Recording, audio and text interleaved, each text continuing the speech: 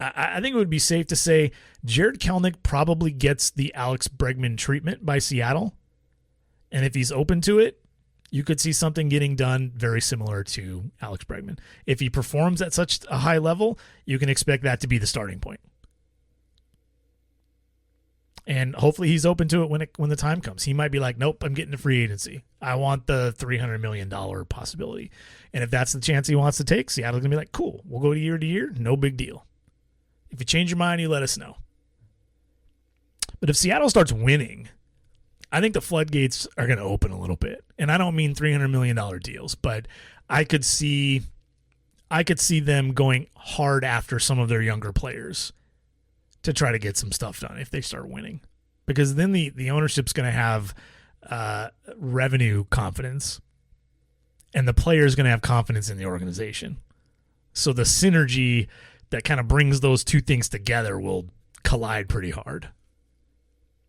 And not that something couldn't happen in 2021. I don't think that's out of the question, especially since Kyle Lewis is in year 2, and both Gilbert and Kelenic will be up sooner than later in 2021. And with pitchers, it usually takes some performance first. It just does. I mean, look back at, was it Kluber, I think, wins the Cy Young, gets a 5-year, $38.5 million contract extension. He had 2 years of service under his belt at the time. And a Cy Young, though. But pitching well a couple of years in a row at such a high level, that's going to motivate the team. So if the player is open to it, the player kind of has control over this. If they want the extension and they don't want to just play it out and go to free agency, they kind of have control. Go out and tear it up. The team's going to be motivated to sign you sooner than later. Because if they wait, if you wait and the player continues to tear it up, if Jared Kelenic comes up and just starts lighting it up and he maxes out and he's the star everybody thinks he could be, going year to year is just going to cost the Mariners money, and it might cost them years of control. If you just go year to year and you don't sign him, you run him all the way through the 7 years basically, and you run him into free agency and then he leaves, or you have to sign him for all of his free agent years.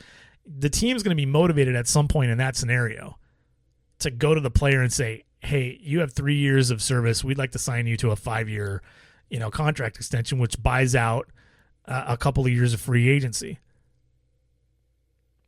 I think those types of deals are, the Alex Bregman treatment is more likely than the Tatis treatment.